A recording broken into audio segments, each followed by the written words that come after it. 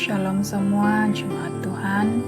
Sebelum kita mulakan kebaktian online kita pada pagi hari ini, mari kita berdoa.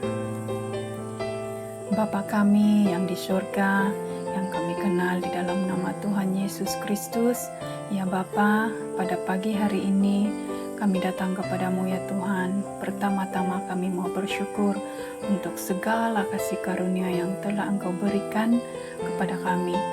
Kami bersyukur untuk hidup kami dan hari-hari yang Engkau berikan kepada kami. Nafas yang baru, hari yang baru Engkau berikan. Kami bersyukur ya Tuhan untuk keluarga kami yang Engkau jaga selama ini ya Tuhan.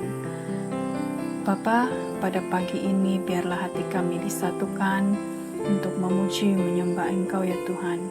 Menyembah keagungan-Mu, kemuliaan-Mu ya Tuhan. Karena Engkau adalah Allah yang layak disembah, Engkau adalah Allah yang layak dimuliakan ya Tuhan.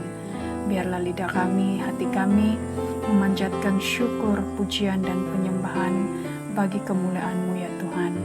Dan Bapa, ketika kami memuji dan menyembah Engkau, biarlah ya Tuhan, mukjizat terjadi ya Bapa. Yang sakit Engkau sembuhkan, yang lemah Engkau kuatkan, yang ada masalah Engkau tarik segala masalah dan persoalan mereka ya Bapa. Kami izinkan ya Tuhan supaya kuasa-Mu terjadi sehingga ada pribadi yang akan mengalami pertemuan pribadi dengan Engkau ya Tuhan ketika ibadah ini dijalankan. Tuhan, kami juga berdoa menyerahkan firman-Mu yang akan kami dengar nanti. Biarlah firman Tuhan itu mengubah hidup kami, mengubah pikiran kami, mengubah seluruh hati kami menjadi hati yang selalu meninggikan nama-Mu ya Tuhan. Terima kasih ya Bapa, kami serahkan kebaktian ini dari awal sampai akhirnya Tuhan memberkati kami. Di atas dan di dalam nama Tuhan kami Yesus Kristus kami sudah berdoa. Dan kita katakan bersama, amin.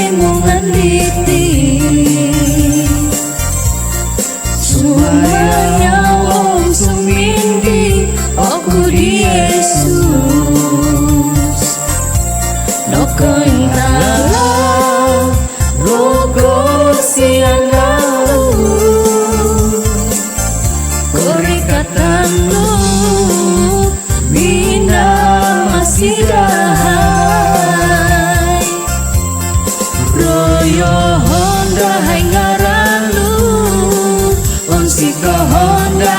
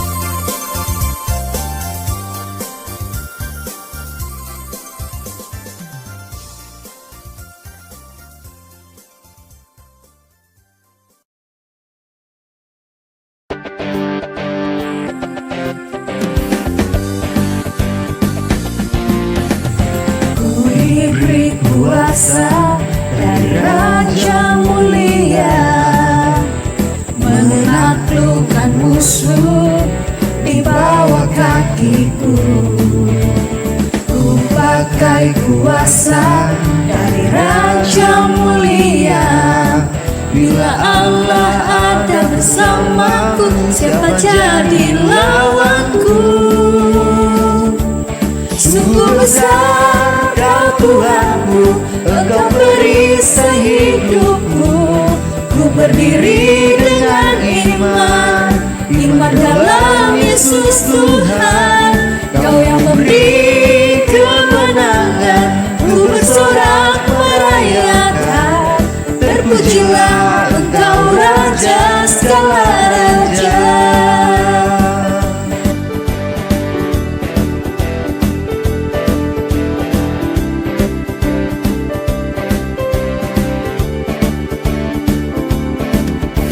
Ku diberi kuasa dari Raja Mulia, menaklukkan musuh di bawah kakiku.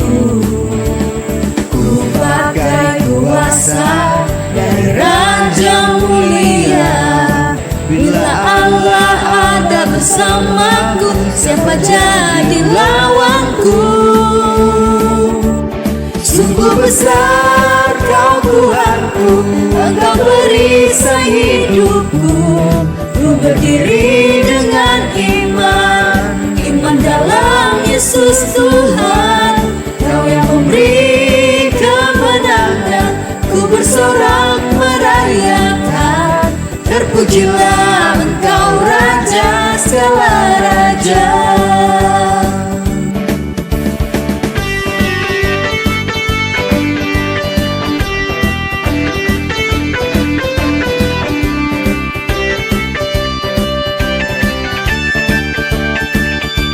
Sungguh besar Kau Tuhanku, Engkau perisai hidupku. Ku berdiri dengan iman, iman dalam Yesus Tuhan. Kau yang memberi kemenangan, ku bersorak merayakan. Terpujilah Engkau Raja segala raja. Terpujilah Engkau Raja segala raja. Terpujilah Engkau Raja segala raja.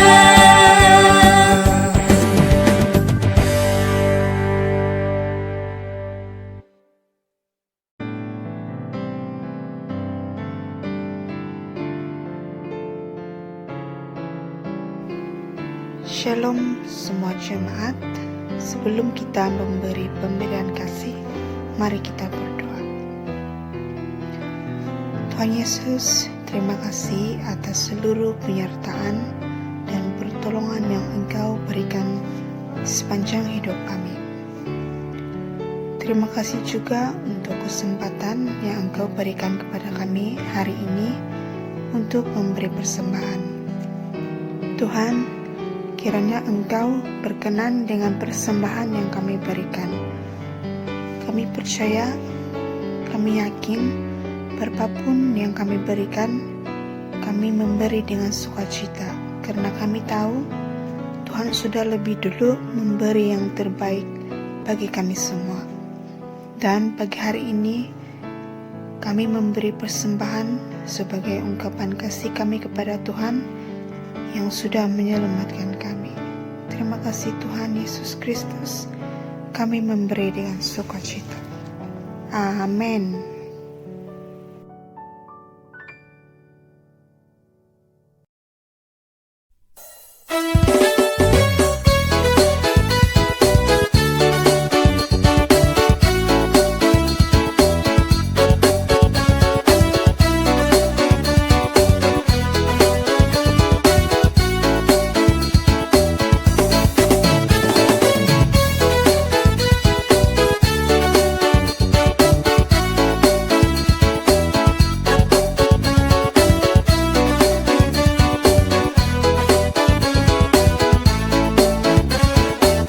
Sungguh ku bangga Bapa punya Allah seperti Engkau. Sungguh ku bangga Yesus atas segala pengorbananmu. ingin aku hidup lepas dari kasih-Mu. Kasih-Mu menyelamatkan dan beriku pengharapan. Kini ku persembahkan apa yang aku miliki. Memang tiada berarti bila dibanding dengan kasih-Mu. Namun ku ingin memberi dengan sukacita di hati, karena ku tahu ini menyenangkan hati-Mu.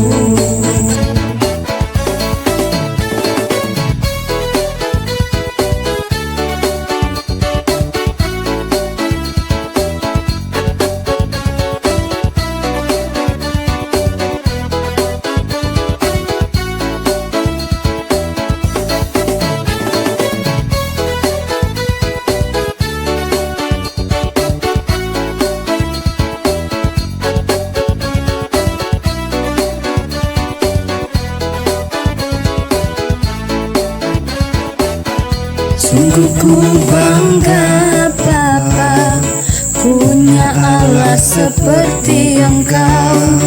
Sungguh ku bangga Yesus atas segala pengorbanan-Mu. Tak ingin aku hidup lepas dari kasih-Mu. Kasih-Mu menyelamatkan dan beriku pengharapan. Kini ku persembahkan apa yang aku miliki. Memang tiada berarti bila dibanding dengan kasih-Mu. Namun ku ingin memberi dengan sukacita di hati, karena ku tahu ini menyenangkan hati-Mu. Kini ku persembahkan apa yang aku miliki. Memang tiada berarti bila dibanding dengan kasih-Mu. Namun ku ingin memberi dengan sukacita di hati, karena ku tahu ini menyenangkan hati-Mu. Karena ku tahu ini menyenangkan hati-Mu.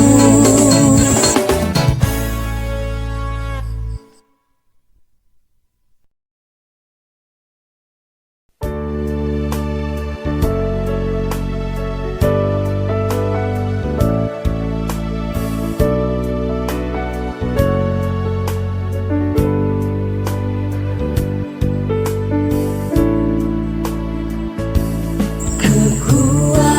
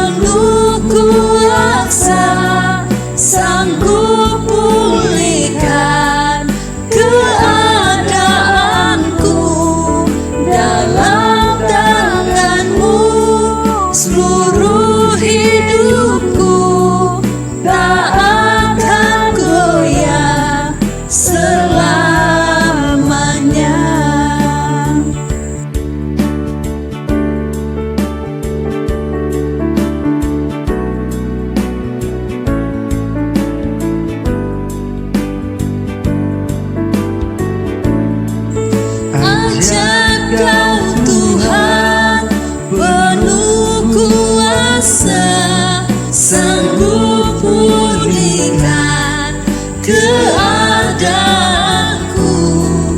Dalam tangan-Mu seluruh hidupku tak akan goyah selamanya, tak akan goyah selamanya,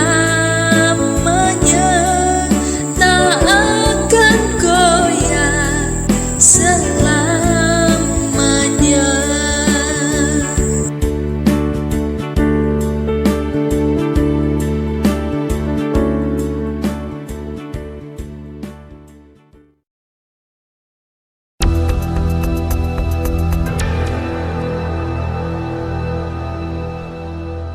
Hari ini dan 6 minggu ke depan kita akan membahas 7 hal yang harus, garis bawahi kata harus, dikerjakan oleh Yesus Kristus bagi gerejanya.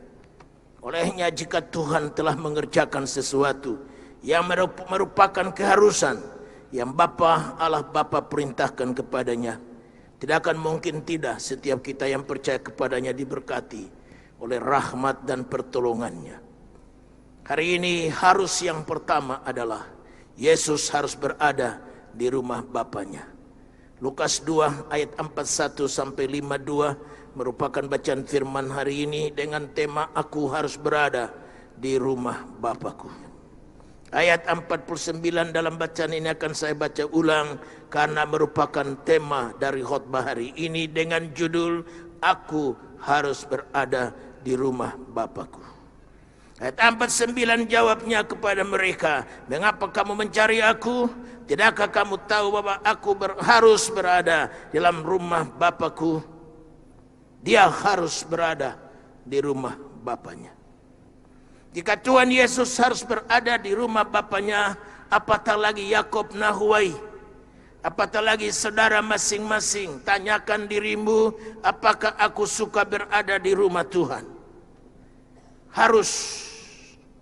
Kata harus lalu berarti sesuatu yang tidak bisa ditawar, sesuatu yang tidak bisa diganti dengan apapun yang lain, adalah sesuatu yang harus dikerjakan. Dalam hidup ini ada keharusan yang gak bisa ditawar. Makan dan minum itu adalah sebuah keharusan jika kita ingin hidup. Tidak ada orang yang hidup tanpa makan. Dia tawar dulu, hari ini gak usah makan dulu atau minggu ini berturut-turut tidak usah makan dululah, nanti saja. Itu satu keharusan. Anda dan saya tidak bisa menawarnya. Karenanya ada hal-hal di dalam hidup ini yang merupakan keharusan, yang gak bisa ditawar, harus dikerjakan dengan teliti, harus dikerjakan dengan sebagaimana mestinya, harus dikerjakan dengan penuh hati yang sungguh-sungguh. Karenanya dalam hal ini ada 2 hal yang perlu saya kaji bersama dengan Bapak Ibu Saudara dalam ibadah yang berbahagia ini sepanjang hari ibadah. Jam 6 pagi tadi, jam 9 ini, dan sore jam 5 nanti. Inilah yang harus kita kaji. 2 hal saja bertalian dengan tema khotbah Yesus Kristus, aku harus berada di rumah Bapakku. Hal yang pertama, kenapa kita harus berada dalam rumah Bapa? Ada 4 jawabannya. Pertama, melalui pujian dan penyembahanlah Allah hadir di dalam bait-Nya. Karena Allah berada di sana dan Dia menyatakan dirinya, itu hal yang pertama. Lewat apa? Lewat doa dan penyembahan. Karenanya menyanyi saja dengan kemampuan menyanyi, ini bukan tempatnya. Jadi kalau kita menyanyi hanya dengan menampilkan kemampuan menyanyi, adalah keliru besar. Kalau hanya dalam rumah Tuhan itu kita menampilkan kemampuan menyanyi. Dan menyanyi yang terbaik itu harus. Kalau untuk dunia yang sia-sia saja, untuk iblis saja yang adalah penjahat, pembunuh dan pembinasa, orang rela berbuat yang terbaik. Masakan untuk Tuhan yang baik, yang oleh rahmat dan anugerahnya kita ada sebagaimana kita ada. Kita nggak bisa tampilkan yang terbaik, harus menyanyi yang terbaik. Tapi menyanyi yang terbaik tanpa penyembahan mengikutinya, menyelumutinya, makalah sebuah tindakan sia-sia, bahkan bisa-bisa menjadi pelecehan terhadap Tuhan Allah. Karena menyembah Tuhan merupakan panggilan tertinggi kita. Mazmur yang berisikan puji-pujian, yang berisikan ajakan pujilah Tuhan dengan kecapi, pujilah Tuhan dengan rebana, pujilah Tuhan dengan ceracak yang gemerincing, pujilah Tuhan hai segala yang hidup dan bernafas. Berarti kitab Mazmur ini mengajak kita untuk melakukan panggilan tertinggi kita, yaitu menyembah kepada Tuhan. Sayang saya tidak punya kemampuan mengartikan desau bunyi angin. Tapi jika ada padaku kemampuan, minimal suara itu akan berkata, how good God is. How great God is. Betapa ajaib Tuhan itu dan betapa baiklah Dia. Jika saja kita manusia mempunyai kemampuan mengartikan bunyi hempasan ombak di tepi pantai, minimal bunyinya sama, how good God is.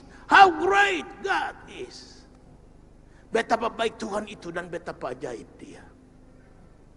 Dan bunyi-bunyian yang lain. Belum kita bicara tentang indahnya kuntum bunga.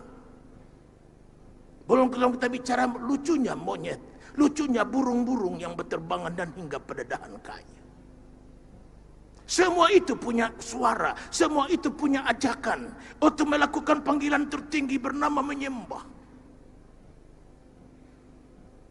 Karenanya ada keliru besar kalau MC menampilkan kemampuan doang menyanyi.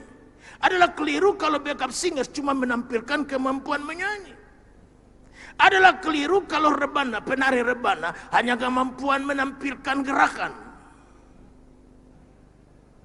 Tapi yang bergerak itu disertai penyembahan. Mulut yang berkomat-kamit mengeluarkan sesuatu bagi Tuhan Allah itu berselembutkan penyembahan.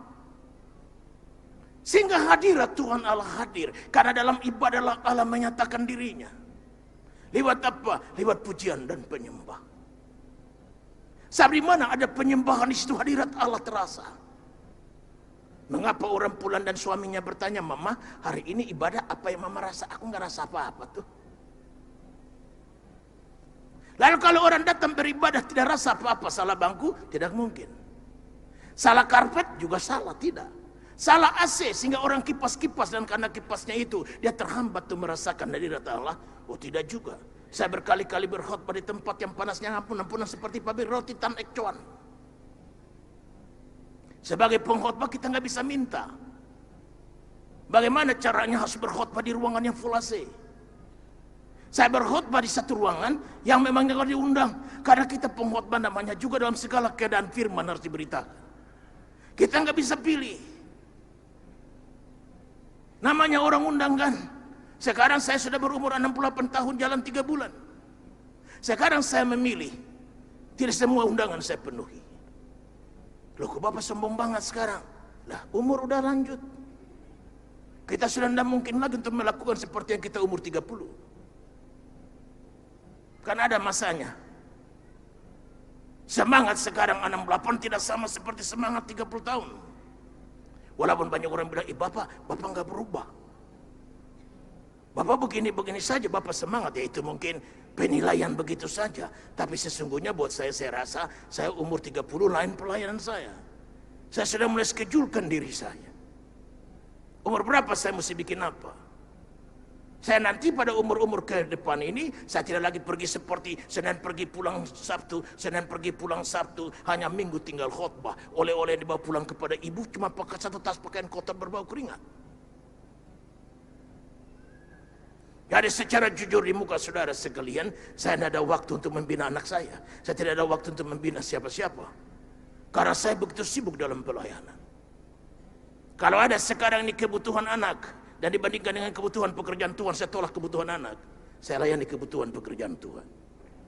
Sekarang saya janji dengan anak saya, mau jalan-jalan pergi ke tempat apa untuk restoran, untuk kayak makan malam bersama, kada ada ulang tahun dan sebagainya. Datang tiba-tiba undangan pelayanan, kada ada orang mati, saya tinggalkan semua, saya pergi urus orang mati. Firman Allah berkata, ke rumah duka jauh lebih baik daripada ke rumah pesta. Karena di rumah duka orang ingat surga. Di rumah duka orang ingat hidup sesudah mati. Tapi rumah pesta orang lupa bini. Karena apa? Ada perempuan cantik muncul di dalam pesta. Rambutnya ikal mayang panjang sebahu, bawa parfum yang menyengat. Kita lupa bini kita. Di rumah pesta orang lupa bininya. Tapi di rumah duka orang tidak ingat siapa-siapa. Dia ingat dirinya sembari bertanya, jika aku mati malam ini kemana aku pergi? Karenanya Salomo dalam hikmatnya berkata, ke rumah duka jauh lebih baik daripada ke rumah pesta. Karenanya saya bilang, kalau kita cuma di gereja melakukan tarian saja gerakan, salah. Gerakan disertai penyembahan. Nyanyi saja salah, nyanyi disertai penyembahan. Angkat tangan saja salah dan digoyangkan kiri kanan salah. Andai kecuali angkat tangan dan digoyangkan kiri kanan dibungkus dengan penyembahan. Karena itulah panggilan tertinggi kita. Firman Allah berkata, Allah berdiam di atas pujian umat. Mari baca ayat itu dan menggetarkan batin kita. Baca bersama saya Mazmur 22 ayat 4. Bahwa Allah menyatakan dirinya jika ada pujian berbungkuskan penyembahan. Baca sama-sama Mazmur 22 ayat 3, 1, 2, 3. Padahal engkaulah yang kudus, yang bersemayam di atas puji-pujian orang Israel. Allah bersemayam, Allah berada, Allah duduk di atas puji-pujian umatnya. Karenanya hindari persungutan. Dosa yang paling besar yang melecehkan Tuhan Allah sehingga dia bunuh semua bangsa Israel yang diperkirakan 3 juta orang keluar dari Mesir menuju tanah perjanjian yang dijanjikan kepada Abraham, Ishak dan Yakub, nenek moyang bangsa Israel. Hanya 2 orang doang yang masuk tanah perjanjian. Alkitab berkata lain roh mereka. 2 orang itu bernama Yosua dan Kaleb. Mereka tidak beda dengan sukunya karena sama-sama bangsa Israel. Sama-sama keturunan Abraham, Ishak dan Yakub. Tapi kenapa 2 orang ini masuk dalam tanah perjanjian, yang lain tidak? Alkitab berkata karena lain roh mereka. Lain di mana? Lain di dalam mereka tidak pernah bersungut.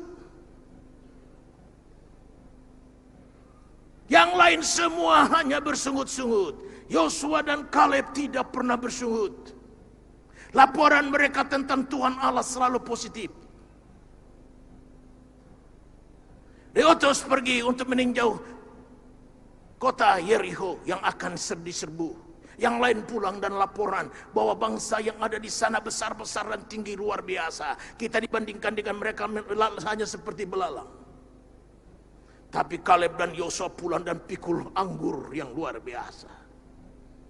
Dan mereka laporan bahwa hasilnya luar biasa. Mereka lihat hasil dan tidak lihat orang. Mereka lihat buatan tangan Allah dan bukan lihat apa yang diperbuat oleh manusia. Kita harus lain roh. Banyak Kristen, tapi kita mesti lain roh kita dari orang-orang Kristen yang lain. Yang lain bersungut, yang lain cuma putus asa, yang lain hirang harap, yang lain mundur tinggalkan Tuhan. Yang lain cuma lihat harta dan bukan lihat Tuhan pemberi harta. Tapi kita mesti lain roh kita. Dan apa yang terjadi? Bahwa mereka melaporkan bahwa Tuhan Allah itu baik dan amat baik. Mereka melihat positif dan tidak lihat negatif. Mereka melihat hal yang membangun dan bukan yang meruntuhkan. Karenanya Tuhan Allah mengizinkan mereka masuk dalam tanah perjanjian. Yang lain semua dibunuh. Bukan mereka mati karena kurang makan. Mereka tidak mati oleh karena penyakit yang mendera mereka. Mereka mati karena Tuhan Allah sendiri yang membunuh mereka. Karena perbanyak pujian dan hentikan persungutan. Kita menghadapi hal baik atau hal buruk menyanyi. Kita sakit menyanyi, kita sehat menyanyi. Kita diorbitkan menyanyi, di PHK tanpa pesangon pun kita menyanyi. Apapun yang terjadi dalam hidup ini, baik atau jahat, untung atau rugi, naik atau turun, tetap menyanyi. Karena Allah berdiam di atas pujian umatnya. Kita harus berada dalam bait Allah, bukan Allah menyatakan dirinya bukan saja lewat pujian dan penyembahan, tapi lewat doa. Satu waktu Tuhan Yesus datang ke bait Allah. Karena memang itu kesukaannya. Aku harus berada di rumah Bapakku. Dan pada satu waktu Tuhan Yesus pergi ke sana, dia lihat orang berdagang di rumah bait Allah. Orang merubah fungsi bait Tuhan. Tempat di mana penyembahan disampaikan, tempat di mana pujian dan syukur dinyanyikan umatnya, berubah menjadi tempat dagangan. Oleh karena imam-imam ikut berbisnis. Imam hilang fungsinya. Sebagai perantara antara umat dan Tuhan Allah, sudah berubah menjadi hamba dari uang. Mereka melakukan bisnis yang keji. Contoh, andai kata dalam hari raya Paskah itu dari Nazaret pergi ke Bethlehem, 1 hari perjalanan kata bacaan kita tadi. Jadi Tuhan Yesus hilang, maka mereka pergi 1 hari, pulang 1 hari, bolak-balik hampir 3 hari, baru mereka menjumpai Tuhan Yesus dalam bait Allah.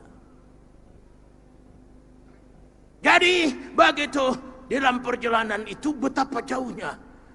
Kendaraan secara canggih belum ada. Jadi orang mesti bawa persembahan yang terbaik. Domba yang terbaik. Lembu yang terbaik. Semua persembahan yang terbaik. Jadi selama setahun itu menunggu hari raya Paskah, dia pelihara kambing yang terbaik, dikasih makan yang terbaik, dirawat yang terbaik, bahkan barang perlu kambing itu dimendin sehari 1 kali supaya bulunya mengkilat.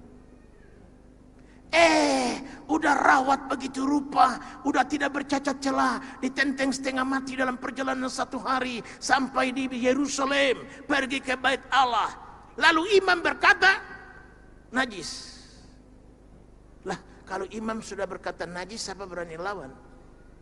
Kemarin wakil gembala kita pendeta Yohanes Nahuai berkhotbah tentang kalau kusta ditentukan ini baik, ini tidak baik. Siapa yang menentukannya? Imam. Dari imam pada satu berfungsi sebagai pendeta dan juga berfungsi sebagai dokter puskesmas. Dia menentukan tahir, pulang ke masyarakat. Ini belum. 1 minggu lagi tahan. Dikarantinakan. Lah kalau imam sudah bilang ini najis, betapa kecewanya umat yang sudah pelihara domba itu setahun lebih. Udah tuntun setengah mati 1 hari perjalanan. Sampai di bait Allah. Lalu imam cuman dengan gampangnya najis. Lalu dia tanya, lalu yang gak najis itu mana? Ini yang saya siapkan. Korban berkali-kali. Ini yang Tuhan Allah marah. Kecuali imam bilang begini, tukar aja. Yang ini kamu bawa sini, ini kau ambil. Enggak, dibayar lagi. Tuhan Yesus ambil cambuk. Dia jungkir balikan meja dagangan mereka. Dia cambuk mereka satu persatu dan dengar ini kalimatnya. Kenapa kamu jadikan rumah Bapakku rumah doa menjadi sarang penyamut? Berarti gereja bukan saja tempat di mana kita menyembah, tapi tempat di mana kita berdoa. Saudara bisa berdoa di mana saja. Bawah pohon bisa, pinggir sungai bisa, pinggir danau bisa, di gereja bisa, di rumah bisa, di mana saja. Karena Tuhan Allah Maha hadir. Tapi tempat yang pas untuk Tuhan Allah tetapkan adalah gereja. Makanya kalau gereja tidak punya fokus doa, dia bukan gereja, kumpulan arisan kawan-kawan Nuh. Kumpulan arisan orang-orang Simalungun. Kumpulan arisan orang-orang Ambon Manisi.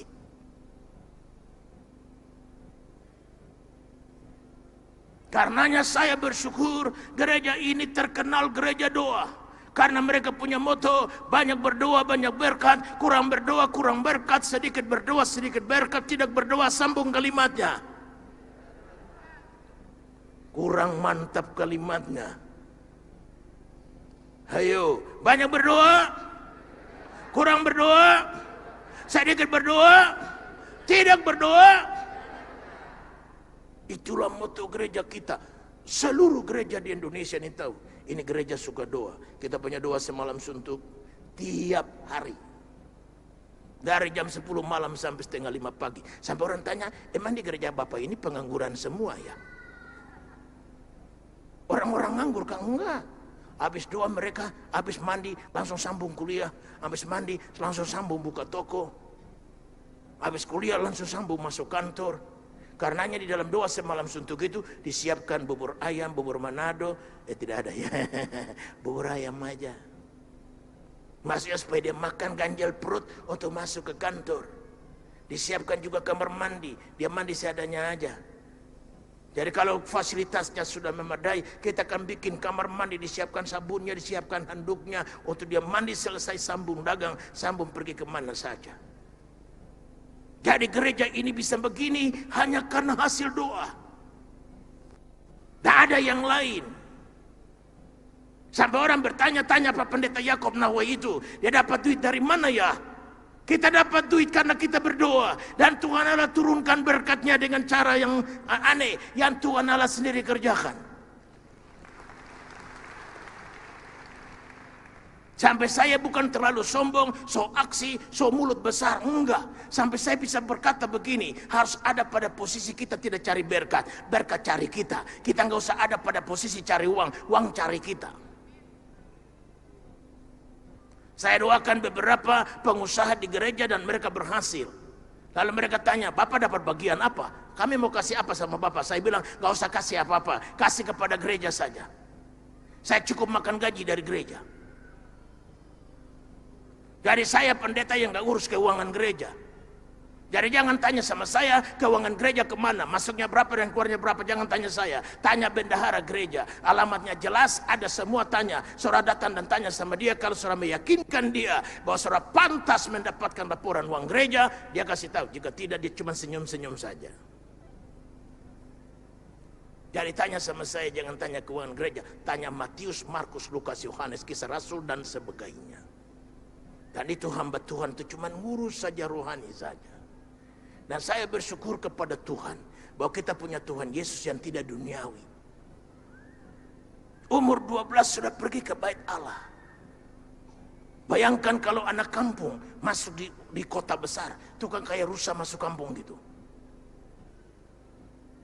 Tuhan Yesus tuh nggak kayak orang kampungan gitu, datang dari Udik Nazaret masuk Yerusalem lalu bengong lihat gedung, lalu pergi ke mall, mampir di Starbucks duduk bengang-bengong. Aduh, kalau kita punya Tuhan begini, betapa kecewanya kita jadi Kristen. Punya Tuhan yang duniawi. Tapi bayangkan 12 tahun dia berada di dalam bait Allah. Semua dari berbagai kota pergi ke Yerusalem untuk hari raya Paskah. Berarti bukan kelompok Yusuf, Maria dan Tuhan Yesus saja yang ada 3 orang. Oh, berbondong-bondong orang datang. Sepanjang jalan ada yang mungkin shalom, shalom, salam alaihim salam. Dan mereka semua berkumpul di Yerusalem. Betapa padatnya manusia. Tapi herannya Tuhan Yesus nggak kayak orang bengang-bengong. Lihat satu-satu punya dandanan. Herannya dia cuma lihat, ini kenapa ada imam-imam kok berdebat ya? Dia masuk, astaga, ini yang pas buat saya. Alkitab berkata dia masuk di dalam bait Allah. Dan dia duduk di sana dan dia dengar mereka bertanya. Apa nggak dahsyat? Dia nggak masuk ke sana untuk bikin mujizat. Saatnya belum nyampe. Dia nggak masuk ke sana untuk bikin berkhotbah. Belum saatnya. Baru 12 tahun, mohon maaf, tumbuh kumis juga belum. Tapi coba bayangkan kalau kita punya remaja macam begini 12 tahun suka ke gereja. Apa enggak bangga Bapak Ibu?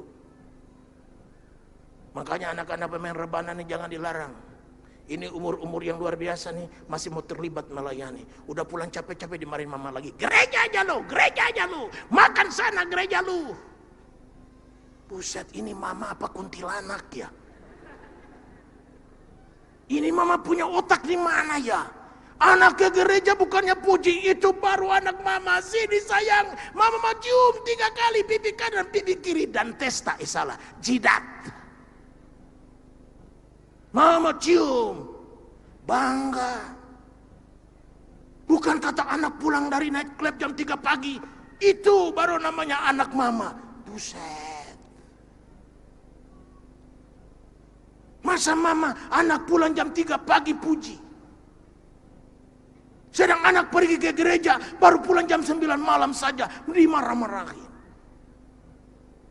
Tuhan Yesus umur 12 tahun ada dalam bait Allah. Ini anak-anak masih umurnya luar biasa ini. Ini 16-17 juga belum ada nih. Menari rebana. Apa enggak dahsyat anak kita ada di rumah Tuhan? Satu hari di rumah Tuhan jauh lebih besar faedahnya dari 1000 hari di tempat lain. Umur-umur begini nih mestinya lagi chatting. Apa tuh chatting? Gue juga kagak tahu. Cuma ngomong-ngomong aja.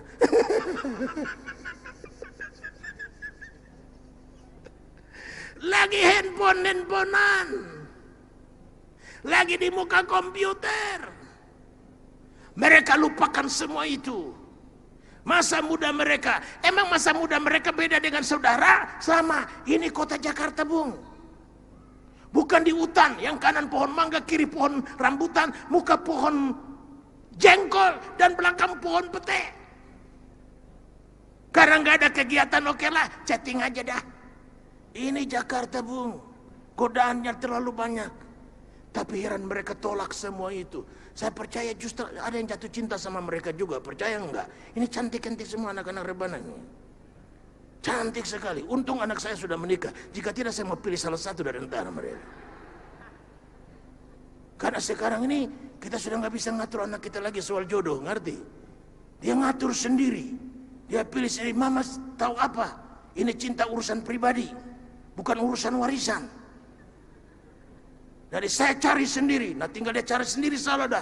Kita sudah dari gaya jalannya saja calon suamimu ini pasti malas nah. Kau kawin sama anak malas nah, kau tahu sendiri kan akibatnya. Hari Sabtu diberkati Pak Yakob Nahwai. Hari Senin kau sudah bawa baki.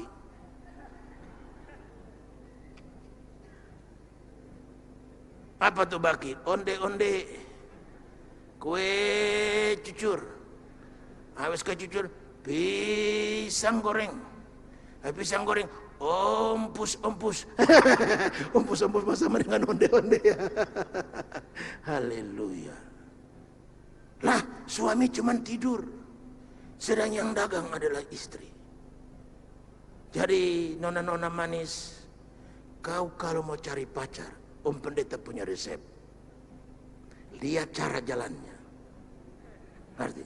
Kalau jalannya, udah, boro-boro putuskan cinta itu. Kau tidak mampu memutuskannya, aku akan datang bawa gunting rumput untuk memutuskan. Tapi kalau dia jalan seperti dikejar anjing gila, segera laporkan, lamar, walaupun mukanya jerawatan semua. Jerawat itu gampang, ngerti? Jerawat di muka jauh lebih baik dari jerawat hati. Daripada kau susah ke depan, mama udah umur 70. Semestinya kau sudah siap untuk membagikan rezeki sama mama. Dan bilang, Ma, Om Yakob mau berangkat ke Hulen Turno. Mama ikut gi. Benar Nina. Memang aku dan suami sudah ajak runding, Ma. Mama punya tiket kami kasih. Dan juga uang untuk belanja sesuka hati mama. Karena waktu kecilku mama kasih uang jajan. Di hari tua aku tidak bisa kasih uang jajan. Karena mama kan tidak bisa jajan lagi. Tapi mama beli saja sesuka hati mama. Siapa tahu mama sampai di Israel ada batu yang lebih cantik dari batu akik. Mama beli. Jangan orang lain lihat batu, mama cuma ngiler. Biar di hari tua mama pakai batu akik. Karena masa kecil mama kan kurang bahagia. Biar di hari tua mama bahagia. Aduh, betulkah ini nak? Mama mau lap air mata dulu. Itu. Jangan di hari tua mama udah pakai tongkat. Masih ngeluh, Mak. Lihat bibi saya, Mak. Kenapa biru begitu, nak? Ditempelin tigor, Mak. Kenapa kau ditempelin nak? Habis aku cuma bilang Tigor, mau jadi apa kita ke depan? Hanya kau cuma merono, merene, mangan. Wis mangan, turu. Wis turu, merono, merene. Wis merono, merene, ngising. I'm sorry. Ngising artinya going to the toilet. Haleluya. Mau jadi apa Tigor? Kita nggak bakalan punya rumah. Boleh kau dengar khutbah Om Pendeta, harap gaji, gak bakalan punya rumah. Harap Tuhan bakalan punya rumah. Tapi Tigor, tetap harus ada gaji. Harus ada gaji Tigor. Saya kadang tuh beli sabun cuci aja dulu minimal. Ini gaji juga enggak. Cuman gedein badan aja kerjaan lu. Gara-gara itu mak, dia tempelin aku mak. Untuk aku ngelek mak, kalau nggak copot gigiku satu mak. Mama udah bilang apa nak? Dari dulu mama bilang Tigor ini bukan pasanganmu nak. Dari cara jalannya aja, bebek lebih cepat dari jalannya nak. Haleluya. Nah, kura-kura jalan lebih cepat dari dia nak. Mama udah bilang. Kan mama ini sudah makan asam garam nak. Di Tarutung udah sekian tahun. Medan sekian tahun. Gang Sentiong sekian tahun. Rawamangun sekian tahun. Waktu mama tinggal Rawamangun nak, itu masih rawa-rawa nak. Belum mangun apapun di sana. Jadi mama dia makan asam garam nak. Segala usia sudah mama jalani. Mano bilang nak, jangan. Jawabmu katanya cintamu sudah sampai di ubun-ubun. Tinggal tembus dikit lagi. Jadi nama bilang apa nak? Pilihanmu membawa begini. Kau tanggung sampai mati nak. Daganglah nak. Siapa tahu Tuhan Allah merubah nasibmu lewat dagangan. Siapa tahu kau jumpa dengan orang kaya karena kau lebih rajin beribadah. Orang kaya bilang, kayaknya aku lihat mukamu katanya butuh rumah ya. Kau butuh rumah ya. Iya kan? Lah ada orang kaya aja cuma main tunjuk. Udah ke Israel belum? Ada orang kaya yang tunjuknya udah ke Israel belum? Ya cuma dia urusannya Israel saja. Ada kaya yang lain lagi. Kayaknya butuh rumah ya. Ada, ngerti? Karena di dunia ini bukan cuma satu orang, ada macam-macam orang yang Tuhan Allah titipkan uangnya di dalam tangan mereka. Lah di ikan saja Tuhan Yesus titip uangnya kok. Pernah kau dengar cerita Tuhan Yesus titip uangnya di mulut ikan? Waktu orang datang tanya, kau bayar pajak nggak? Bayar. Kau sendiri, aku dan murid-muridku. Lalu Tuhan Yesus berkata kepada Petrus, pergi nangkap ikan di Danau Galilea. Buka mulutnya ada ikan, ada ikan lagi. Buka mulutnya ada duit, bawa kemari. Jadi kalau Tuhan titip ikan di Danau Galilea, dia bisa titip juga di Danau Toba enggak? Dia bisa titip juga di Danau Sunter enggak?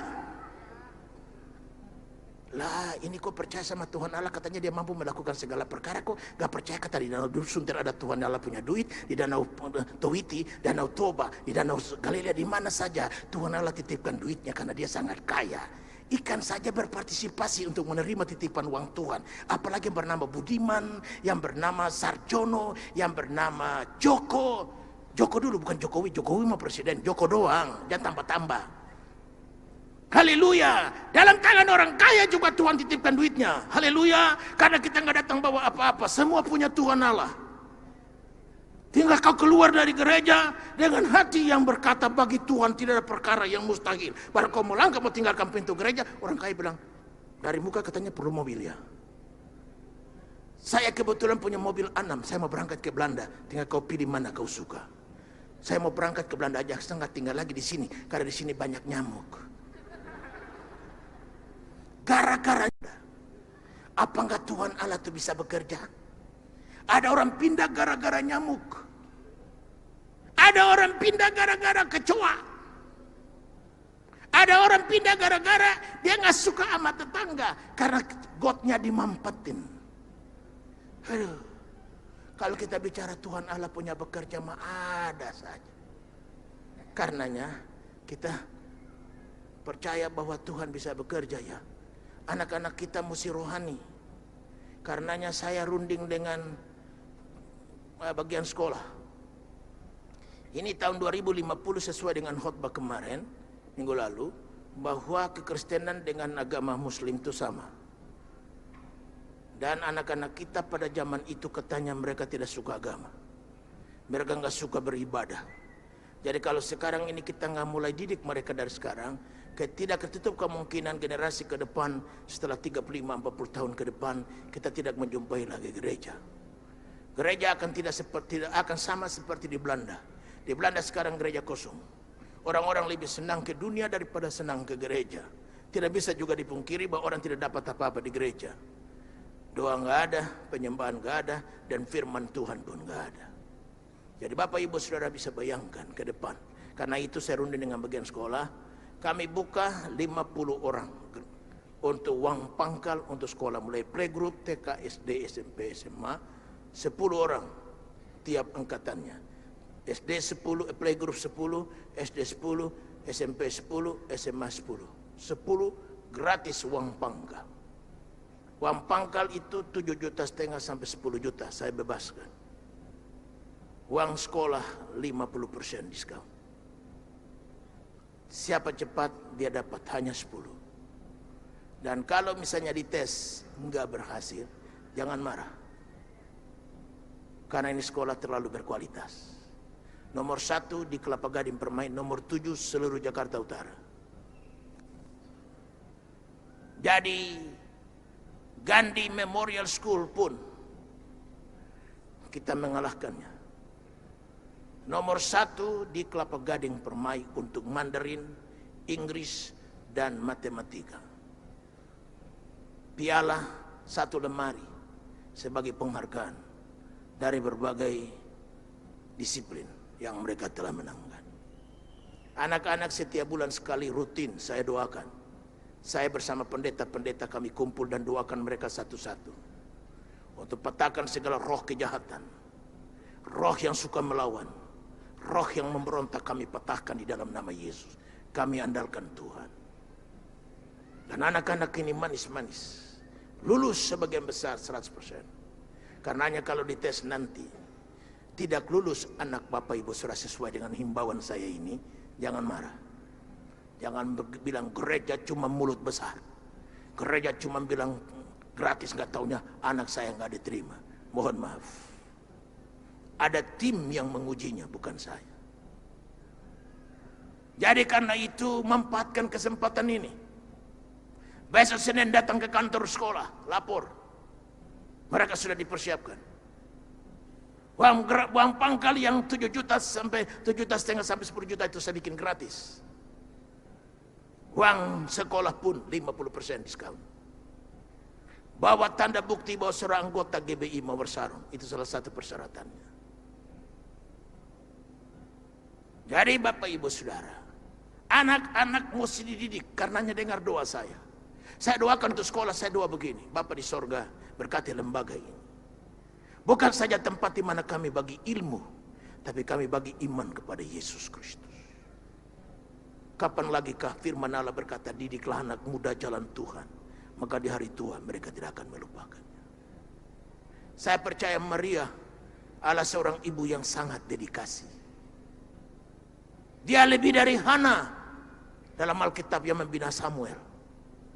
Sehingga Samuel berada di dalam rumah Tuhan. Alkitab berkata setelah Samuel lepas susu, maka Hana mengantarkan dia pergi ke bait Allah. Dan di sana bersama Imam Eli. Dia kangen mendapatkan anak ini bertahun-tahun. Dilecehkan oleh Penina, istri kedua. Tetapi dia tetap sabar. Dia menanti setelah suaminya Elkana setiap tahun pergi ke bait Allah. Seperti lazim diperbuat Yusuf dan Maria. Tetap Hana mengikuti Elkana pergi ke bait Allah. Sepanjang jalan betapa dia dilecehkan oleh Penina, istri kedua daripada Elkana. Cara jalannya menjengkelkan Hana. Lirikan matanya menyakitkan hati.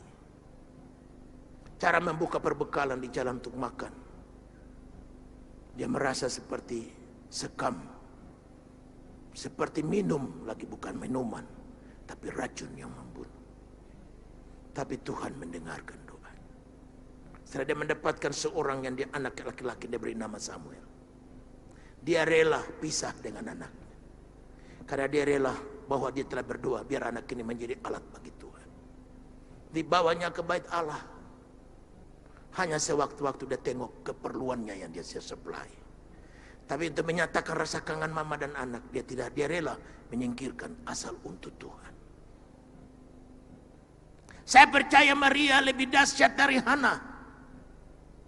Sehingga Tuhan Yesus dalam umur yang begitu muda telah begitu luar biasa, karena ini pasti didikan mama.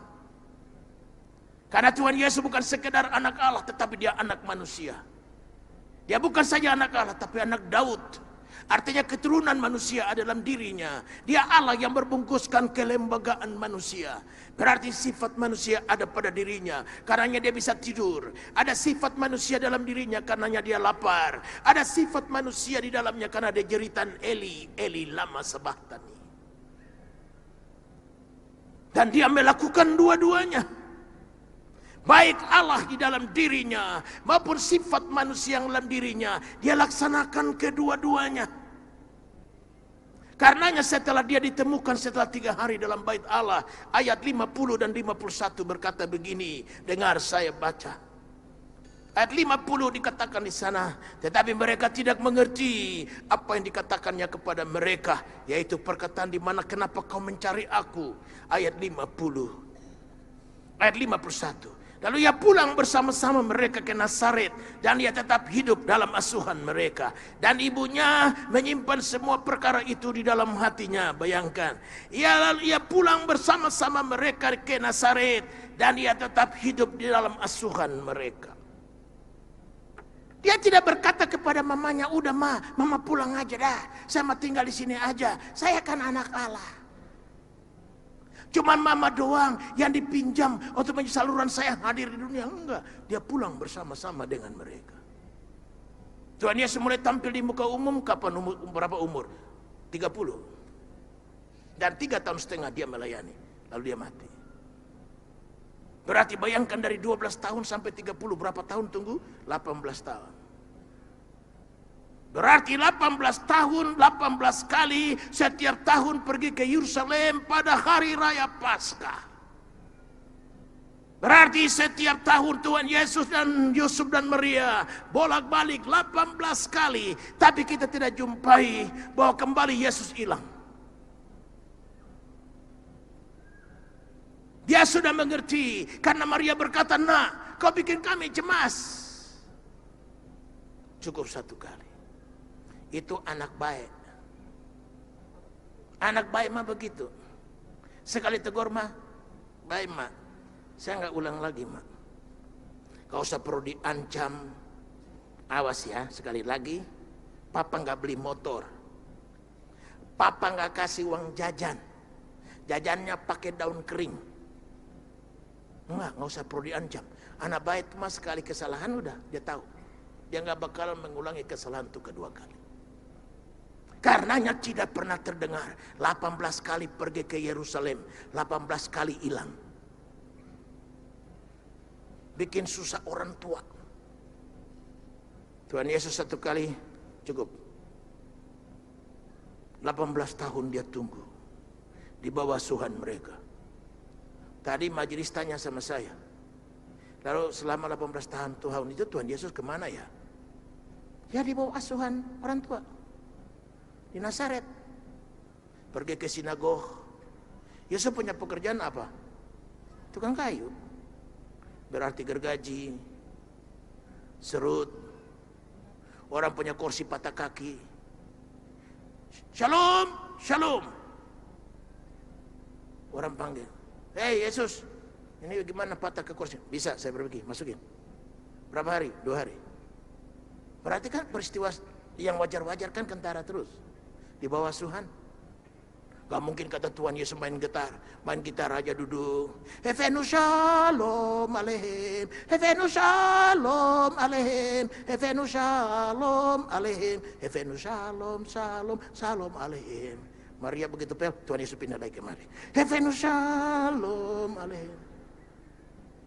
Kalau begini kelakuannya, ayat 52 tidak terpenuhi. Hadirkan ayat 52 di layar. Lalu kita membaca ayat 52. Ayat 52, baca sama-sama. 1, 2, 3. Dan Yesus makin bertambah besar. Dan bertambah hikmatnya dan besarnya. Dan makin dikasihi oleh siapa? Allah dan manusia. Berarti gak menjengkelkan. Semua orang sayang sama Tuhan Yesus. Anak-anak kecil. Ibu-ibu. Nenek-nenek. Kakek-kakek, kemana Tuhan Yesus pergi berbondong-bondong orang ngikutin. Siapa tuh? Kok diiringin orang? Tuhan Yesus. Jangan saudara jadi orang yang gak disayang orang. Orang dengar saudara, ambil palang pintu, biar kita hajar dia. Rahasia sukses adalah disenangi Tuhan Allah dan disenangi manusia. Makanya saya bilang, kalau saudara sukses, buka jendela, keluarin kepala, nengok ke atas, nengok kiri kanan. Kenapa? Nengok ke atas artinya sadar oleh bantuan Tuhan Allah lah saudara berhasil.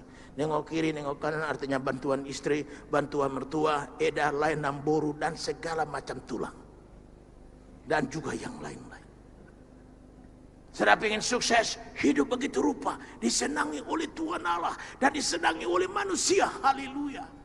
Begitu dia senang sampai dia bilang, apa bu dia? Oke, nggak usah pakai borah, pinjam uang. Bapak mau pinjam uang berapa? Boleh 5 miliar? Jangankan 5 miliar, 1 triliun pun jadi. Pingsan dulu. Karena 1 triliun tanpa borah. Karena apa? Orang senang. Orang suka. Makanya kalau ngomong tuh betul, ayah jangan suka bohong-bohong. Berani bilang janji sama orang, besok saya bayar utang saya, bayar. Jangan cuma janji melulu, omong besar tapi hasilnya nol semua. Taruhlah ada meleset sedikit nggak apa-apa. Namanya manusia kalau bukan meleset, bukan manusia. Siapa saja yang nggak pernah gagal? Tuhan Allah, dia tak pernah gagal. Karena dia Allah, hanya Allah nggak pernah gagal, ngerti? Kalau kau nggak pernah gagal, justru Tuhan Allah tersinggung karena kau sama dengan Dia, ngerti? Gak boleh sama dengan Tuhan Allah, dapat toki, dapat getok. Karena kalau kita sama dengan Tuhan Allah, Allah nggak boleh sama. Siapapun nggak boleh sama dengan Dia, termasuk kita. Makanya bawa diri jangan seperti Tuhan Allah. Bawa diri biasa-biasa aja seperti manusia. Ngerti sopan santun? Apa kabar? Baik. Jangan orang, apa kabar? Itu bukan manusia, ngerti? Lah ada binatang aja kita urus-urus aja, dia baik. Monyet itu paling sayang sama manusia. Tapi saudara boleh galak dia. Dia langsung dari jauh saudara. Monyet aja nggak suka, apalagi manusia. Ngerti? Jadi kita lihat sini, bawa diri baik-baik. Kemanusiaan aja, kita bawa diri kita sebagai manusia, kita memuliakan Tuhan yang menciptakan manusia. Haleluya kan? Luar biasa pengadaan Tuhan itu. Makanya kalau kita disenangi Tuhan, jadi saya percaya Yusuf dan Maria senang sama Tuhan Yesus. Karena setiap pagi pekerjaan rapi. Bengkel kayu semua dibereskan. Pagi-pagi bersih. Gak ada pembantu. Zaman itu mana ada pembantu? Apa ada Tuhan Yesus punya adik perempuan? Nggak ada. Saudara Yakubnya ada, Yakub. Tapi saya nggak tahu Yakub ini malas apa rajin, saya nggak tahu. Tapi pasti Tuhan Yesus kerja, menggaji. Waktu itu kan nggak ada handphone, nggak ada email, nggak ada SMS. Pasti antar, bawa pakai keledai, antar kursi. Keledai antar orang punya pesanan. Di bawah suan. Berapa tahun? 18 tahun. Dia sabar. Makanya adik-adik muda di sini jangan pingin jadi orang kaya mendadak, Pak. Jangan jadi orang hebat mendadak, nggak ada. Mulai dari bawah. Makanya kalau mau ingin berhasil, ngerayap. Orang-orang berhasil itu mulai dari bawah. Jangan mulai dari tengah. Yang ngerayap dari bawah. Orang-orang hebat itu. Jalan kaki. Saya senang baca riwayat orang-orang hebat. Saya baca bos orang hebat dari Bank BI. Kelahiran Makassar. Dia jual ayam potong. Dia jual tahu. Pada zaman Jepang dia naik sepeda. Orang-orang yang menderita dari bawah. Itu orang-orang hebat. Karenanya tenang. Kau belum dapat kesempatan untuk jadi orang hebat. Sabar. Jangan kaya mendadak. Kalau kaya mendadak mesti mencuri. Mesti korupsi. Sayang kan? Di muda naik mobil. Di hari tuanya naik ojek. Di muda pakai ruangan karpet dan AC. Di hari tua penghuni penjara Cipinang kamar 10 tulu. Sayang. Biar di muda mantap, tua mantap. Di hari tua pensiun muda. Umur 60 sudah pensiun. Lalu dengan istri melayani. Bukan kata habis hari tua jalan-jalan. Minggu pertama Hong Kong, minggu kedua Hawaii, minggu ketiga Amerika. Bukan itu. Semakin tua semakin rohani. Jangan semakin tua semakin duniawi. Hari mudanya haleluya.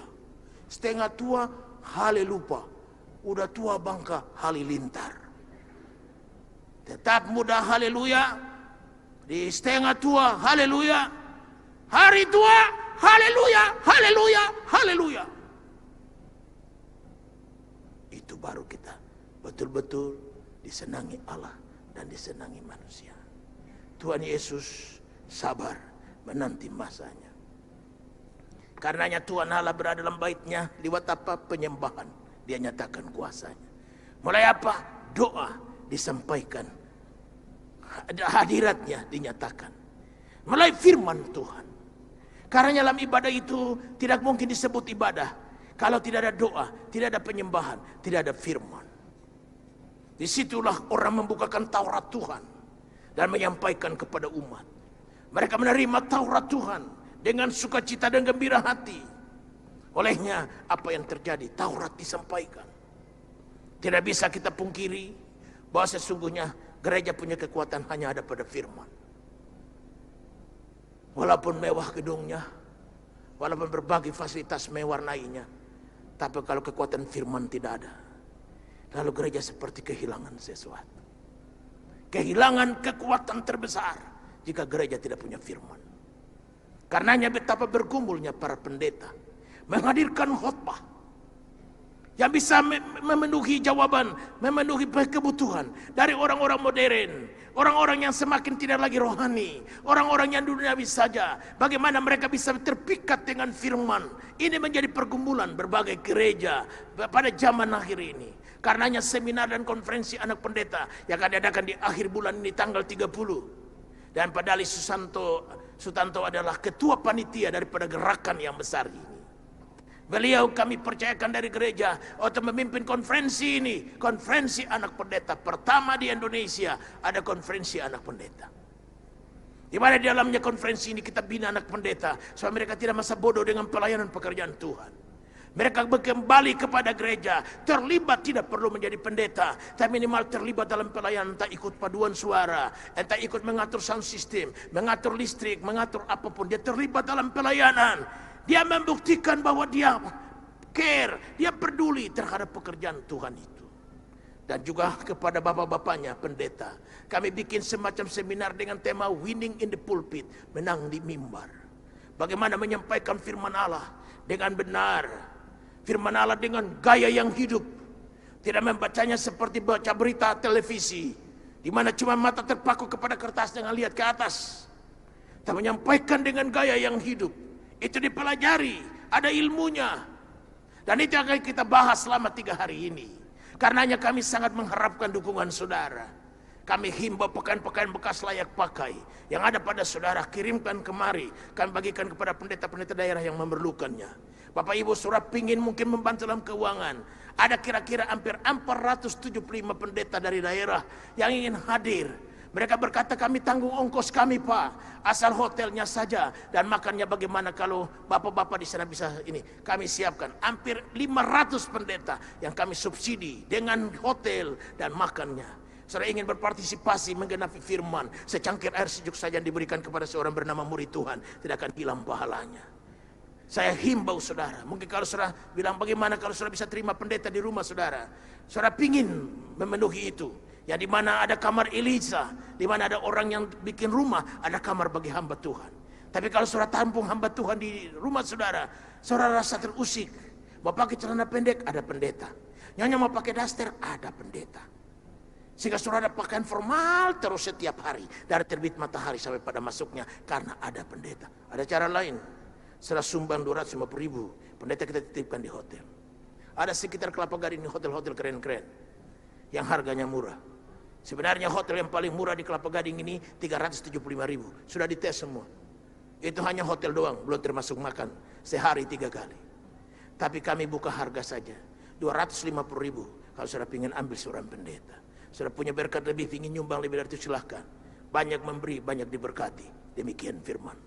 Jadi mari kita berpartisipasi. Sampai pada akhir bulan ini kami tutup. Kami tidak terima lagi karena semua sudah datang. Dan banyak sekali. Besok Selasa saya dan putra saya terbang ke Sabah. Dan diundang untuk berbicara di sana 3 hari berturut-turut KKR. Jadi saya punya putra khotbah siang, sedang saya malam. Untuk ratusan bahkan mungkin ribuan orang Kristen yang ada di Sabah. Di kota Marudu, bagian selatan dari Sabah, kota pertama di mana saya pertama kali berkhotbah ada kurang lebih 25 tahun yang lampau. Di mana saya dan nyonya mandi di sumur, tukar baju di belakang pohon yang tumbang. Saya tidak tahu bagaimana 20 tahun ke depan sekarang ini kota Marudu sudah jadi bagaimana, saya nggak tahu. Dan mereka kembali ingatkan saya, Bapak kami butuhkan Bapak lagi. Hadir dan putra saya diundang. Jadi kami berdua pergi besok hari Selasa dan pulang hari Jumat dan Minggu tetap kami berada untuk melayani saudara. Karena ini pekerjaan utama saya, berkhotbah dari mimbar. Bapak Ibu Saudara, gereja memerlukan orang-orang yang menyampaikan firman cara hidup. Tidak keluar dari firman Allah, tetapi menjawab kebutuhan orang. Dan meninggikan seorang yang bernama Yesus Kristus, yang usia 12 tahun beralam baitnya. Dan di sana dia berada. Karenanya Tuhan Allah hadir dan menampakkan dirinya. Lewat apa? Lewat penyembahan hadiratnya dinyatakan. Lewat doa kuasanya dinyatakan. Lewat pemberitaan firman, keinginannya, kehendaknya dinyatakan. Dan apalagi yang keempat, mulai mujizatnya. Dalam ibadah ada mujizat. Karena saudara datang ke gereja, jangan datang tanpa persiapan. Datang dengan keyakinan hari ini saya mau jumpa Tuhan. Nah, saya percaya hari ini penyakit saya disembuhkan. Hari ini masalah saya dibukakan jalan. Saya percaya bagi Allah tidak ada perkara yang mustahil. Datang dengan keyakinan. Firman Allah berkata orang yang beriman itu dia yakin Allah ada. Dan memberi upah bagi orang yang mencarinya. Kita hari ini datang tidak mencari siapa-siapa. Kita nggak cari manusia di sini. Kita nggak cari pendeta Yakob Nawai di sini. Kita mencari Yesus Kristus yang berkata, di mana 2-3 berkumpul dalam namaku, aku berada di antara mereka. Haleluya. Dia ada di sini dan siap melakukan mujizatnya. Karenanya setiap kali datang ke gereja, datang dengan sikap hati. Hari ini Tuhan saya akan jumpai. Dan saya percaya jika aku berseru, Abba ya Bapa, dicendengkannya telinganya kepadaku. Datang dengan keyakinan semacam itu. Dan Allah berurusan dengan orang beriman. Dia tidak berurusan dengan orang ragu-ragu. Dia tidak berurusan dengan orang-orang yang bertanya apa iya, apa iya. Tidak, dia berurusan dengan orang-orang yang percaya. Aku yakin dan aku percaya. Karenanya dalam gereja kita sekarang kita mengadopsi pengakuan iman rasuli. Kenapa?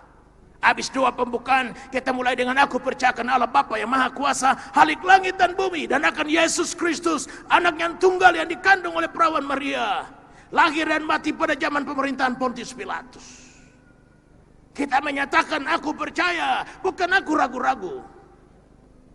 Ini penting. Kekurangan banyak aliran Pantekosta, orang gak pernah tahu pengakuan iman rasuli. Anda punya anak, Anda sekolahkan ke Amerika, apalagi universitasnya Universitas Kristen. Salah satu pertanyaannya berbunyi begini. Do you know Apostle Creed? Apakah saudara tahu pengakuan iman rasuli? Dia nggak tahu. Hah? Kau Kristen apa bukan sih? Kristen. Kristen pun nggak tahu pengakuan iman rasuli. Kan saudara nggak bisa bilang kata di gereja saya nggak diajarin. Harus diajar. Kembali kepada pendeta kan? Kan nggak salah dong. Masa kita di pengakuan gereja aliran Pantai Kosta mengakui pengakuan iman rasuli aja? Lalu halilintar sambar menyambar, lampu pada copot semua. Lo ada kegunaannya kok. Penting. Hafal. Anak-anak kita di sekolah minggu sudah hafal. Remaja hafal. Kaum muda hafal. Pergi sekolah kemana-mana. Orang tanya, dia tahu. Saudara boleh percaya, boleh tidak. Waktu anak saya, putri saya sekolah di Portland. Ke Portland itu ada 2 jalur. Lewat Los Angeles bisa. Lewat San Francisco. Jadi begitu saya di Los Angeles nggak ada masalah. Begitu sampai di San Francisco, saya masuk dari situ. Lalu bagian imigrasinya tanya, where is your job? What is your job? My job is a pastor. Dia tanya, apa pekerjaan saudara? Pendeta. Lalu dia tanya lagi nih, can you mention John 3:16? Apa kau bisa ucapkan Yohanes 3:16? Coba kalau saya nggak hafal. Nggak masuk. Loh, kok pendeta kok nggak tahu Yohanes 3:16? Oh, saya langsung hafal, hantam saja pakai bahasa Inggris. For God so loved the world that he gave his only begotten son, that whosoever believeth in him should not perish, but have everlasting life. Langsung dia bilang apa? Go. Saya nggak pakai bahasa Indonesia. Karena begitu besar kasih Allah akan dunia ini, mana dia ngerti. Saya hantam pakai bahasa Inggris. Makanya jangan main-main. Karena mereka sekali tahu saudara dusta, cap, dia langsung cop di stempel saudara. Ini pendusta. Kemana-mana, pintu terkunci. Jadi jangan main-main. Pengakuan iman rasuli mesti kita tahu. Doa Bapa kami mesti kita tahu. Hafal mati. Berguna ke depan, apalagi anak-anak kita. Karenanya saya pikir saya tidak salah. Mungkin sudah terlambat ini waktu buka kesempatan di sekolah. Karena saya pikir sekolah ini mesti dimanfaatkan oleh kita. Karenanya untuk sementara kita lihat dulu. Kalau semua gratis, takutnya sekolah nggak bisa running. Karena guru-guru juga dibayar mahal. Karena namanya juga guru-guru itu kan semua guru-guru pindahan. Karena gaji lebih baik, fasilitas lebih bagus, makanya dia pindah. Jadi tolong manfaatkan 50 orang saja untuk sementara, kami terima dulu. Kami lihat jalan lancar, semua oke, nggak ada masalah. Kita tambah lagi, kita buka kesempatan berikut. Yang sementara 10 anak untuk playgroup, 10 anak untuk TK, 10 anak untuk SMP, 10 anak untuk SMA. Kita buka taraf begitu aja dulu. Manfaatkan kesempatan ini, uang pangkal gratis, uang sekolah 50% diskon. Karena kita buka kesempatan supaya anak-anak kita dididik jalan Tuhan selagi kesempatan ada pada mereka. Jadi Tuhan menyatakan dirinya dalam baitnya. Karenanya keharusan berbakti ke rumah Tuhan. Pertama karena mulai pujian dan penyembahan, Allah menyampaikan hadiratnya. Mulai doa, Allah menyampaikan hadiratnya. Mulai firman, Tuhan menyampaikan hadiratnya. Mulai mujizat. Selain Petrus dan Yohanes, waktu mau pergi ke bait Allah untuk sembahyang, di sore hari, mereka jumpa di pintu elok seorang lumpuh yang sedang mengelurkan tangan, minta emas. Lalu Petrus berkata kepada orang lumpuh ini, pandang kami. Emas dan perak tidak ada pada kami, tapi apa yang ada pada kami, kami berikan padamu. Dalam nama Yesus Kristus orang Nazaret, bangkit dan berjalanlah. Alkitab berkata seketika dia bangkit dan dia berjalan. Masuk ke dalam bait Allah dan mengelu-elukan Tuhan. Semua terheran dan berkata, bukankah dia itu orang lumpuh di pintu elok? Bayangkan, di luar bait Allah ada mujizat, dalam bait Allah tidak ada mujizat. Karenanya saya selalu memakai kesempatan untuk setiap pertemuan semacam ini. Saya doakan yang sakit, saya doakan yang punya masalah. Karena gereja rumah doa, gereja rumah mujizat, gereja rumah di mana menemukan makanan yang bernama firman Allah. Berikan tepukan tangan buat Tuhan. Yang kedua, Kita harus berada di rumah Tuhan oleh karena Allah menyuruhnya. Allah menyuruh kita bekerja 6 hari. Hari ke-7 kita istirahat. Allah saja istirahat di hari ke-7 pada waktu dia menciptakan alam semesta 6 hari. Dia memberikan teladan, dia memberikan contoh bahwa hari ada satu hari di mana Allah kembali memulihkan kita baik secara tubuh, secara jiwa, secara roh. Dari hari pertama sampai 6 hari terkuras tenaga kita, terkuras jiwa kita, terkuras roh kita. Lalu Allah cuma butuh 1 hari. Untuk lewat hari itu dia pulihkan kita kembali. Supaya kita mendapatkan semangat baru, mendapatkan roh yang baru, mendapatkan jiwa yang baru. Karenanya dia berkata 6 hari kau bekerja. Hari ke-7 lah hari sabatnya Tuhan. Hari di mana kau tidak boleh bikin apa-apa. Allah berkata kepada mereka tentang makanan yang turun dari sorga bernama mana. Dia berkata 6 hari kau pungut mana. Hari ke-7 mana tidak ada pada hari itu. Jangan dikata hari ke-7 juga kau repot. Kau sibuk juga. Pergi ke ladang untuk cari. Kau cari sampai sore. Tidak ada mana karena aku tetapkan mana tidak ada pada hari ke-7. Mana cuma ada pada hari pertama, hari kedua, hari ketiga, hari ke-4, hari ke-5, hari ke-6. Mana tidak ada pada hari ke-7. Jadi kalau kita so aksi juga, so serakus juga, so rakus juga, so gelojoh juga, bekerja juga pada hari ke-7, berkat nggak ada. Kalau sudah berkata, Pak, Bapak cuma yang ngomong, Bapak nggak pernah berdagang sih. Orang tuh kalau dagang hari Minggu tuh justru paling rame. Betul, kan saudara cuma lihat rame doang kan? Tapi saudara nggak lihat bagaimana akibat dari apa yang saudara dapatkan pada hari Minggu. Kan saudara nggak pernah kepikir. Dulu kan pernah saudara kalkulasi? Pernah saudara duduk dihitung? Hari pertama sampai hari ke-6 berkat-berkat apa saja saya dapatkan. Hari ke-7 yang saya dapat malah hilang melulu. Marah habis melulu. Macam-macam kalau Tuhan mau ambil berkat dari kita. Mari kita ikut firman aja. Hari ke-7 nggak ada mana. Mari baca ayatnya supaya lebih tambah mantap. Kita baca bersama Keluaran pasalnya yang ke-16 ayatnya. Keluaran 16 ayat 26, baca di layar 1, 2, 3. 6 hari lamanya kamu mengungutnya, tetapi pada hari yang ke-7 ada sabat, maka roti itu tidak ada pada hari itu. Roti tidak ada pada hari itu. Jadi kalau kita mau ngotot juga, boleh, nggak jadi soal. Tapi nggak ada berkat pada hari itu, nggak ada roti pada hari itu. Yang ada cuma pada hari saat pertama sampai 6 hari. Hari ke-7 enggak ada. Maka roti itu tidak ada pada hari itu. Pada hari apa? Hari sabatnya Tuhan. Coba kalau kita kan, kita relax saja. Hari Minggu bawa keluarga, datang kemari, ikut lihat anak-anak. Semestinya dari dulu saya punya program. Habis kebaktian ada seminar apa, seminar kesehatan, sehingga kita ada restoran makan, begitu ikut seminar lagi, relax pulang sore-sore. Ngapain kita mesti ngotot? Sepertinya kita tuh kayak nggak ada hari lagi gitu. Kayak kita nih hanya oleh kekuatan kita lah berkat itu datang, oleh kerajinan kita lah berkat semua ada. Betul, rajin harus. Tapi mari kita ikut aturan main dari pemberi segala berkat. Empunya mula ketenaran, kekayaan, kemakmuran, kejayaan.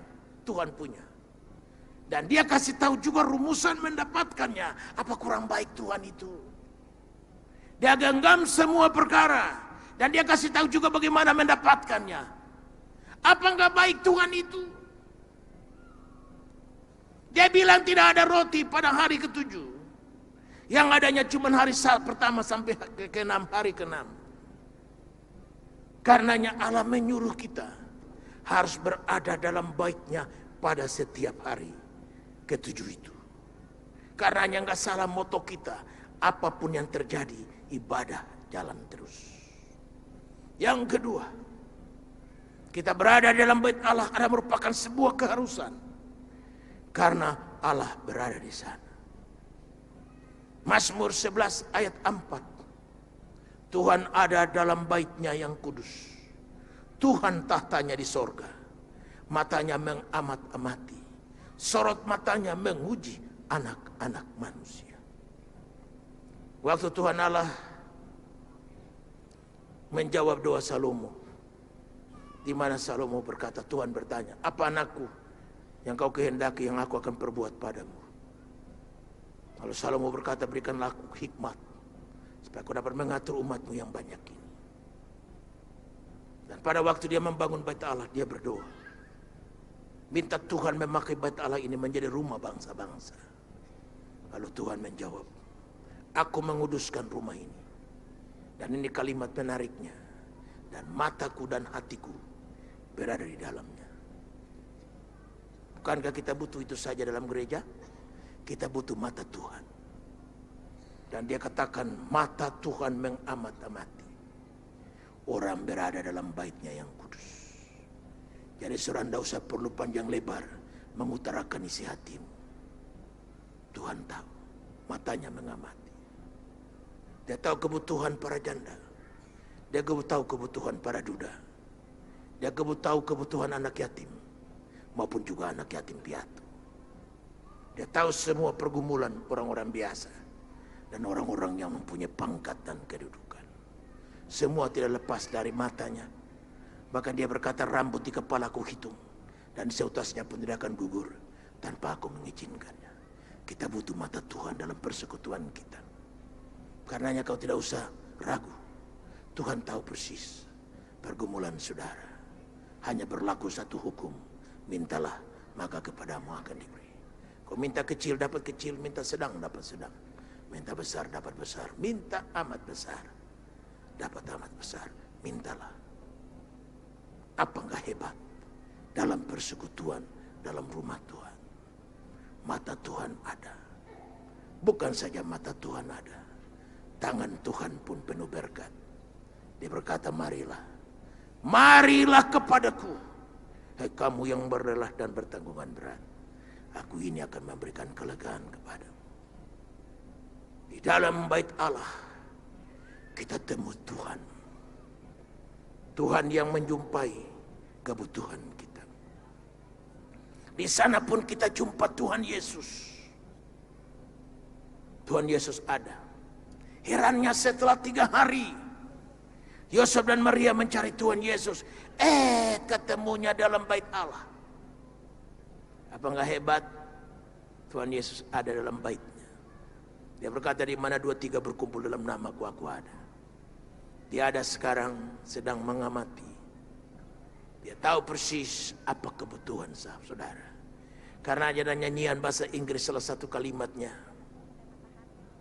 Dikatakan di sana bahwa Yesus tahu segala pergumulan kita. Jesus knows everything. I don't know why he care. I don't know why he love me. Itu nyanyian seorang penyanyi Amerika bernama Andy Crouch. Waktu saya bersama dengan Ade Manuhutu, Melki Guslau almarhum, waktu itu belum almarhum, dan Jonas Wisa, kami bertiga pergi ke Belanda. Dan nyanyian yang sangat populer pada tahun 81 kami berada di sana. Nyanyian Andy Crouch yang berjudul I don't know why Jesus loves me. Aku tidak mengerti kenapa dia mengasihi aku. Aku tidak mengerti kenapa dia peduli. Aku tidak mengerti kenapa dia mengasihi aku begitu rupa. Dia yang sama ada dalam bait-Nya. Maria dan Yusuf tidak jumpa Tuhan Yesus di mana-mana. Dalam bait Allah dia ada. Ada pingin jumpa Yesus, datang dalam gereja. Kuasanya nyata dan dia perkenalkan diri. Yang terakhir dalam gereja, kita jumpa tanggung jawab.